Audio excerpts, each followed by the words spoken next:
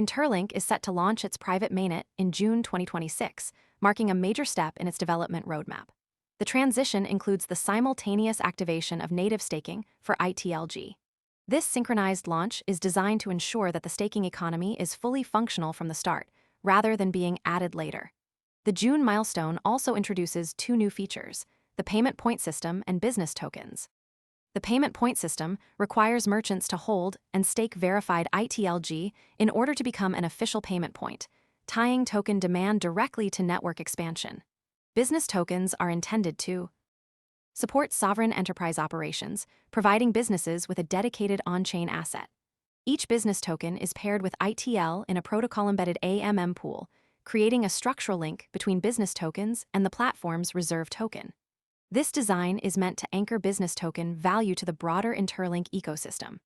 In parallel, the developer infrastructure is also shifting from the Taj Mahal testnet to the InterLink Mainnet. This migration establishes a production-ready environment for high-frequency on-chain applications, indicating the project is moving beyond testing to real-world usage. The chain is being prepared for 10,000 payment points as a first target, which most people arrive after the move is obvious and the easy upside is gone.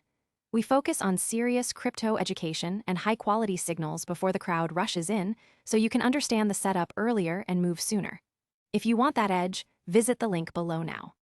Reflects InterLink's ambition for large-scale adoption. The payment point system is a key mechanism for driving token demand and merchant adoption. By requiring verified ITLG staking, the model creates a direct incentive for merchants to hold and use the token. This could lead to a self-reinforcing cycle where increased merchant participation drives higher token demand and network activity. The business token framework is another strategic move. These tokens are designed to support enterprise operations and are issued under the transaction-backed digital assets protocol. The pairing with ITL in an AMM pool ensures that each business token has a reserve-backed value, potentially stabilizing the token's price and increasing its utility for businesses.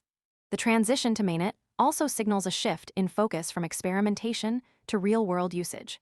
The InterLink Mainnet is being built to handle high-frequency applications, which could attract developers and users interested in scalable blockchain solutions. The target of 10,000 payment points suggests a clear growth objective and a focus on expanding the merchant base.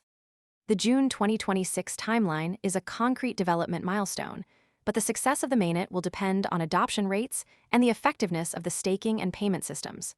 The payment point model introduces a new way to tie token utility to real-world usage, which could be a differentiator for InterLink.